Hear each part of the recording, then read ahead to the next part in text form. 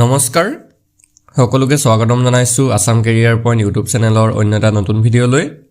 আজিৰ এই ভিডিঅ'টিত আমি আপোনালোকৰ আগন্তুক অনুষ্ঠিত হ'ব লগা SSCGD কনষ্টেবল এক্সামৰ বাবে সহায়ক হোৱাকৈ এটা জিকে ক্লাছ লৈছো আৰু এই ক্লাছটোত আমি টোটেল 40টা কোৱেশ্যন চাম আৰু এই 40টা কোৱেশ্যনৰ ভিতৰত আপোনালোকে কিমানটা কোৱেশ্যন শুদ্ধ কৰিব পাৰে ভিডিঅ'টোৰ শেষত কমেণ্টত জনাই দিব।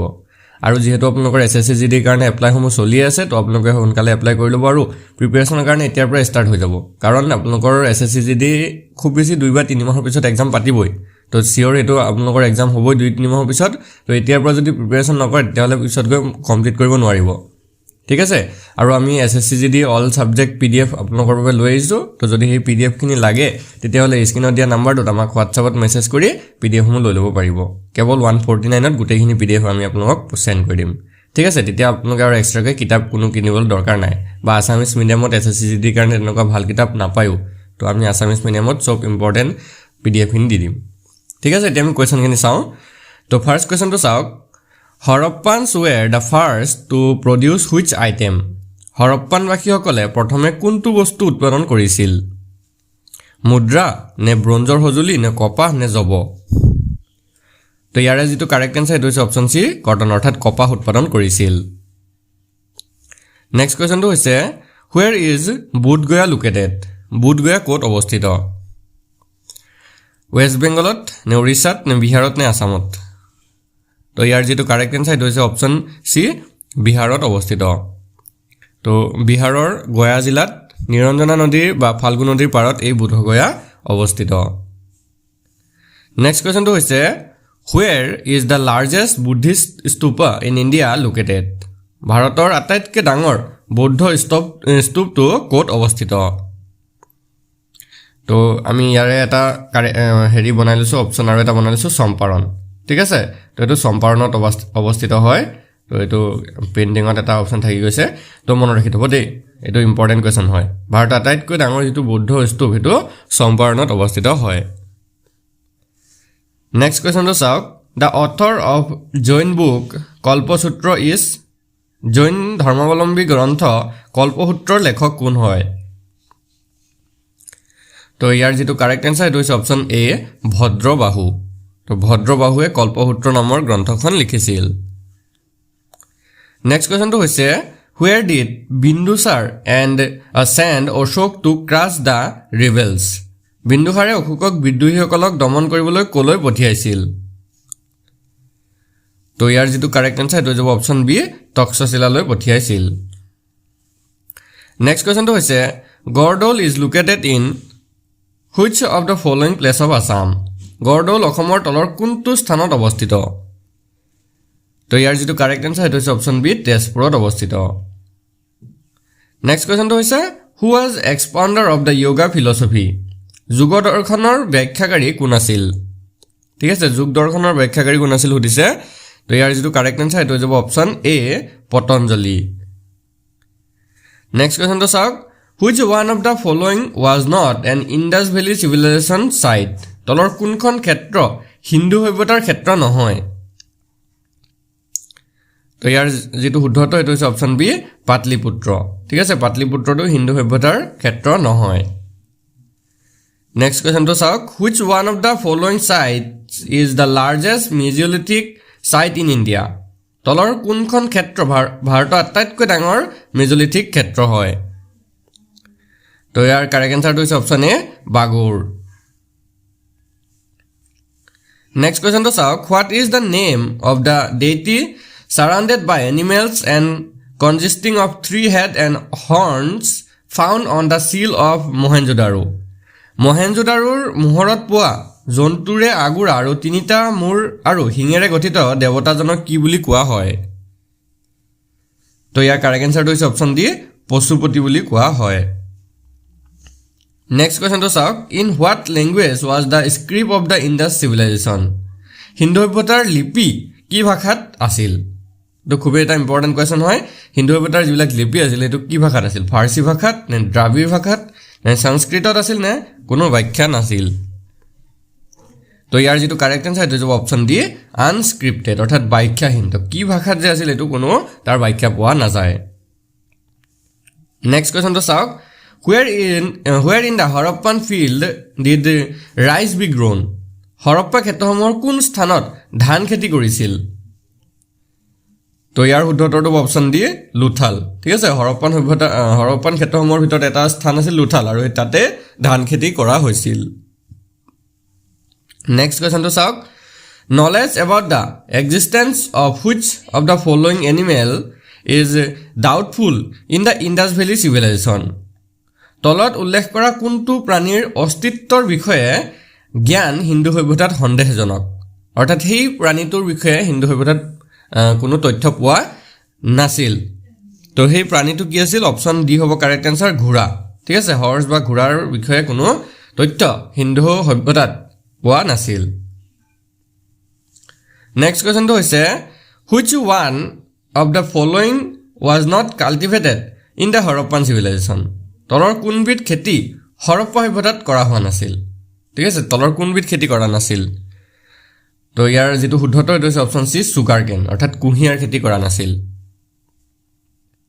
নেক্সট কুৱেশ্যনটো চাওক, হোৱাট ইলছ ইজ মহেঞ্জোদাৰো ন'ন বাই? মহেঞ্জোদাৰোক আন কি নামেৰে জনা যায়? ঠিক আছে, মহেঞ্জোদাৰোক আৰু কি নামেৰে জনা যায় সুধিছে। তো এইটো হৈছে option D, mount of the dead, অৰ্থাৎ মৃতকৰ টিলা নামেৰেও জনা যায়। নেক্সট কুৱেশ্যনটো চাওক, who among the following was elected as the president of all India Khilafat conference meet at Delhi in 1919? 1919 চনত দিল্লীত অনুষ্ঠিত অধিৱেশনত সদৌ ভাৰত খিলাফত সন্মিলনৰ সভাপতি ৰূপে কোন নিৰ্বাচিত হৈছিল? তো এনেধৰণৰ অপশ্যনবোৰ দিয়া আছে। ইয়াৰে ভিতৰত যিটো কাৰেক্ট এনচাৰ সেইটো হৈছে অপশ্যন বি, মহাত্মা গান্ধী নিৰ্বাচিত হৈছিল। নেক্সট কুৱেশ্যনটো চাওক, where did Jawaharlal Nehru road the book discovery of India? Jawaharlal নেহৰুৱে ডিছকভাৰী অফ ইণ্ডিয়া কিতাপখন কোন ঠাইত লিখিছিল? তো ইয়াৰে পৰা প্ৰশ্নটো এনেকৈ আহিব পাৰে যে ডিছকভাৰী অফ ইণ্ডিয়া গ্ৰন্থখন কোনে লিখিছিল? তো এইটো আমি গম পালোঁ জৱাহৰলাল নেহৰুৱে লিখিছিল। এতিয়া কুৱেশ্যনটোত সুধিছে যে কোন ঠাইত লিখিছিল। চ' ইয়াৰে যিটো কাৰেক্ট এনচাৰ সেইটো হৈ যাব অপশ্যন ডি, আহমেদনগৰ ফৰ্টত, অৰ্থাৎ আহমেদনগৰ দুৰ্গত লিখিছিল। নেক্সট কুৱেশ্যনটো চাওক, who was the founder of Mughal empire in India? ভাৰতবৰ্ষত মোগল সাম্ৰাজ্যৰ প্ৰতিষ্ঠাতা কোন আছিল? হুমায়ু নে শ্বেৰশ্বাহ ছুৰী নে বাবৰ নে আকবৰ? তো তেখেতসকলৰ ভিতৰত কোনে মোগল সাম্ৰাজ্য প্ৰতিষ্ঠা কৰিছিল? ইয়াৰ কাৰেক্ট এনচাৰটো হৈছে অপশ্যন চি, বাবৰ। মনত ৰাখি থ'ব, বাবৰে মোগল সাম্ৰাজ্য প্ৰতিষ্ঠা কৰিছিল। নেক্সট কুৱেশ্যনটো চাওক, the demand for swaraj or self rule for Indians was first articulated by? ভাৰতীয়সকলৰ বাবে স্বৰাজৰ দাবী পোনপ্ৰথমে কোনে উত্থাপন কৰিছিল? তো ইয়াৰ শুদ্ধ উত্তৰটো হৈছে অপশ্যন বি, দাদাভাই নৌৰোজীয়ে উত্থাপন কৰিছিল। নেক্সট কুৱেশ্যনটো হৈছে, which act of British India had the Jallianwala Bagh massacre crowd gather to protest? British অধীনস্থ কোনটো আইনৰ বিৰুদ্ধে প্ৰতিবাদ সাব্যস্ত কৰিবলৈ জালিৱানাৱালাবাগ হত্যাকাণ্ডৰ ভিৰ একত্ৰিত হৈছিল? তো ইয়াৰে যিটো ৰাইট এনচাৰ হ'ব সেইটো হৈছে অপশ্যন বি, ৰাওলাট এক্ট, বা যিটো ৰাওলাট আইন আছিল এই আইনৰ বিৰুদ্ধে প্ৰতিবাদ কৰিবলৈ জালিৱানাৱালাবাগৰ হত্যাকাণ্ডটো সংঘটিত হৈছিল। নেক্সট কুৱেশ্যনটো হৈছে, which of the following event did not take place in 1919? 1919 চনত নিম্নলিখিত কোনটো ঘটনা বা কাৰ্য সংঘটিত হোৱা নাছিল? তো আমি এটা এটাকৈ চাব লাগিব। প্ৰথমতে দিছে ৰাওলাট আইন গৃহীতকৰণ, তাৰপিছত দিছে মণ্টেগু চেমছফৰ্ড সংস্কৰণ ঘোষণা, বংগ বিভাজন, আৰু আছে জালিৱানাৱালাবাগৰ সুকাৰ্ত ঘটনা। তো আমি যদি চাওঁ, যিটো ৰাওলাট আইন গৃহীতকৰণ এইটো 1919 চনতে হৈছিলে। ঠিক আছে, মণ্টেগু চেমছফৰ্ড সংস্কৰণৰ ঘোষণা এইটো 1919 চনত হৈছিলে, আৰু যিটো জালিৱানাৱালাবাগৰ কাণ্ড সেইটো 1919 চনতে হৈছিলে। যিটো বংগ বিভাজন সেইটোহে অকল 1919 চনত হোৱা নাছিল। চ' আমাৰ অপশ্যন চিটো হৈ যাব কাৰেক্ট এনচাৰ। ঠিক আছে, এইকেইটা মনত ৰাখি দিব, খুব এটা ইম্পৰ্টেণ্ট কুৱেশ্যন হয়। নেক্সট কুৱেশ্যনটো চাওক, when was India's first satellite Aryabhata launch? ভাৰতৰ প্ৰথম উপগ্ৰহ আৰ্যভট্ট কেতিয়া উৎক্ষেপণ কৰা হৈছিল? তো ইয়াৰ পৰা দুটা কুৱেশ্যন বনিছে যে ফাৰ্ষ্ট ভাৰতৰ যিটো প্ৰথম উপগ্ৰহ আছিল, ছেটেলাইট আছিল, সেইটো আছিল আৰ্যভট্ট। এতিয়া কেতিয়া উৎক্ষেপণ কৰা হৈছিল? তো এইটো হৈছে অপশ্যন বি, ইয়েৰ 1975-ত। ঠিক আছে, 1975 চনৰ 19 এপ্ৰিল তাৰিখে এই আৰ্যভট্ট উপগ্ৰহটো উৎক্ষেপণ কৰিছিল। নেক্সট কুৱেশ্যনটো চাওক, what is Tejas which was inducted into the Indian Army in 2001. 2001 চনত ভাৰতীয় সেনাবাহিনীত যোগদান কৰা তেজছ কি আছিল? তো এখন আছিল অপশ্যন সি ৱাৰ প্লেন, অৰ্থাৎ এখন যুদ্ধ বিমান বা যুঁজাৰু বিমান আছিল। নেক্সট কুৱেশ্যনটো চাওক, where was the first nuclear reactor established in India? ভাৰতত প্ৰথম পাৰমাণৱিক ৰিয়েক্টৰ ক'ত স্থাপন কৰা হৈছিল? তো ইয়াৰ কাৰেক্ট এনসাৰটো হৈছে অপশ্যন বি ট্ৰম্বে। ঠিক আছে, এইটো ট্ৰম্বেত স্থাপন কৰা হৈছিল। আৰু এটা কথা মনত ৰাখিবলগীয়া কথা আছে ইয়াতে যে ভাৰতৰ যিটো প্ৰথমটো পাৰমাণৱিক শক্তি কেন্দ্ৰ সেইটো মহাৰাষ্ট্ৰৰ তাৰাপুৰত অৱস্থিত। এইটো পৰীক্ষাত আহিব পাৰে যে ভাৰতৰ যিটো প্ৰথম পাৰমাণৱিক শক্তি কেন্দ্ৰ ক'ত আছে, তো এইটো আছে মহাৰাষ্ট্ৰৰ তাৰাপুৰত। নেক্সট কুৱেশ্যনটো চাওক, which is India's first biosphere reserve? ভাৰতৰ প্ৰথম জৈৱমণ্ডল সংৰক্ষিত বনাঞ্চল কোনটো হয়? তো ইয়াৰো আমি এটা অপশ্যন বনাই লৈছোঁ, এইটো নীলগিৰি হ'ব। ঠিক আছে, এইটো নীলগিৰি হ'ব লাগে। চ' আপোনালোকে এইটো শুদ্ধ দিব। ঠিক আছে, এই চাৰিটাৰ ভিতৰত কোনটো নহয়। চ' এইটো নীলগিৰি আমাৰ কাৰেক্ট এনচাৰ হ'ব। ভাৰতৰ প্ৰথম যিটো জৈৱমণ্ডল সংৰক্ষিত বনাঞ্চল সেইটো হৈছে নীলগিৰি। নেক্সট কুৱেশ্যনটো চাওক, where is India's largest cattle fair held? ভাৰতৰ সৰ্ববৃহৎ গৰু মেলা ক'ত অনুষ্ঠিত হয়? তো এইটো হৈছে অপশ্যন চি সোণপুৰ বিহাৰ। বিহাৰৰ সোণপুৰত ভাৰতৰ ভিতৰতে সৰ্ববৃহৎ গৰু মেলা অনুষ্ঠিত হয়। নেক্সট কুৱেশ্যনটো হৈছে, who was the first person to reach the North Pole? উত্তৰ মেৰুত উপস্থিত হোৱা প্ৰথম ব্যক্তিজন কোন আছিল? তো ইয়াৰে কাৰেক্ট এনচাৰটো হৈছে option A Robert Pierre. Next কুৱেশ্যনটো চাওক, who is the first Muslim actor to win an Oscar award? Oscar বঁটা লাভ কৰা প্ৰথমজন মুছলমান অভিনেতা কোন আছিল? তো ইয়াৰ যিটো ৰাইট এনচাৰ সেইটো হৈছে অপশ্যন এ মহেৰশালা আলী। নেক্সট কুৱেশ্যনটো চাওক, which was the first country in the world which abolished death penalty? বিশ্বৰ প্ৰথমখন দেশ কোনখন আছিল যিয়ে মৃত্যুদণ্ড বিলুপ্ত কৰিছিল? তো সেই দেশখন আছিল অপশ্যন বি ভেনিজুৱেলা। নেক্সট কুৱেশ্যনটো চাওক, which was the first country in the world to make a map? বিশ্বৰ প্ৰথমখন দেশ কোনখন যিয়ে মানচিত্ৰ নিৰ্মাণ কৰিছিল? তো বন্ধুসকল ইয়াৰ কাৰেক্ট এনচাৰটো হৈছে অপশ্যন ডি বেবিলন। নেক্সট কুৱেশ্যনটো চাওক, who founded the Sulba dynasty? চালুক বংশ কোনে প্ৰতিষ্ঠা কৰিছিল? ঠিক আছে, চালুক বংশৰ কথা সুধিছে, এইটো অপশ্যন এ হ'ব কাৰেক্ট এনচাৰ, নৰসিংহ চালুকে প্ৰতিষ্ঠা কৰিছিল। নেক্সট কুৱেশ্যনটো হৈছে, who founded the Tuluva dynasty? ঠিক আছে, তুলুব বংশ কোনে প্ৰতিষ্ঠা কৰিছিল? চালুক বংশটো নৰসিংহ চালুকে প্ৰতিষ্ঠা কৰিছিল, তো তুলুব বংশটো প্ৰতিষ্ঠা কৰিছিল option D none of this, ওপৰৰ কোনোৱেই নহয়। ঠিক আছে, তুলু নৰক নায়কে এইটো প্ৰতিষ্ঠা কৰিছিল, ইয়াৰে কোনোটো কাৰেক্ট নহয়। ঠিক আছে, তো এইটো কোনে প্ৰতিষ্ঠা কৰিছিল? তো সেইজন আছিল তুলু নৰক নায়ক। ঠিক আছে, তুলু নৰক নায়কে এই তুলু বংশটো প্ৰতিষ্ঠা কৰিছিল।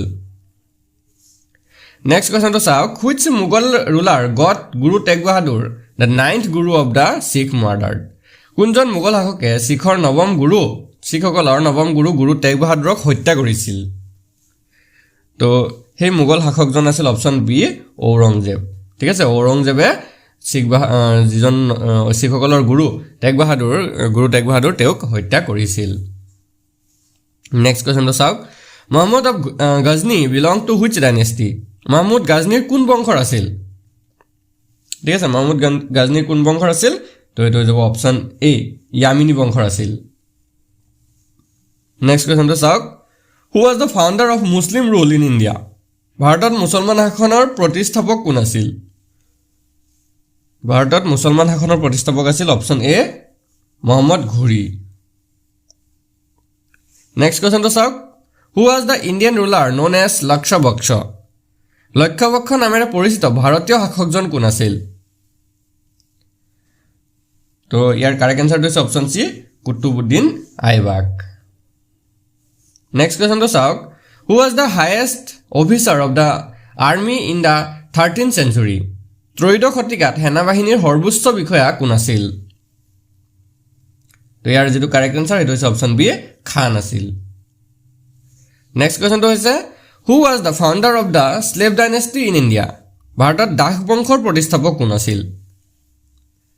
তো তো ইয়াৰো কাৰেক্ট এনসাৰটো হৈছে অপচন এ কুতুবুদ্দিন আইবাক মনত ৰাখি থব কুতুবুদ্দিন আইবাকে ভাৰতত ডাক বংশৰ প্ৰতিষ্ঠা কৰিছিল নেক্সট কোৱেশ্চনটো হৈছে who completed the work of Qutub Minar Qutub Minar কাম কোনে সম্পূৰ্ণ কৰিছিল তো ইয়াতে চাওক সম্পূৰ্ণ কৰিছিল সুধিছে তো কোনে সম্পূৰ্ণ কৰিছিল তেখেত আছিল অপচন সি ইলতুৎমিছ ঠিক আছে ডাক বংশৰ এজন শাসক ইলতুৎমিছে এই কুতুব মিনাৰৰ কামটো সম্পূৰ্ণ কৰিছিল নেক্সট কোৱেশ্চনটো হৈছে who among the following was the first Tughlaq sultan of Delhi তলৰসকলৰ ভিতৰত দিল্লীৰ প্ৰথম তুগলক সুলতান কোন আছিল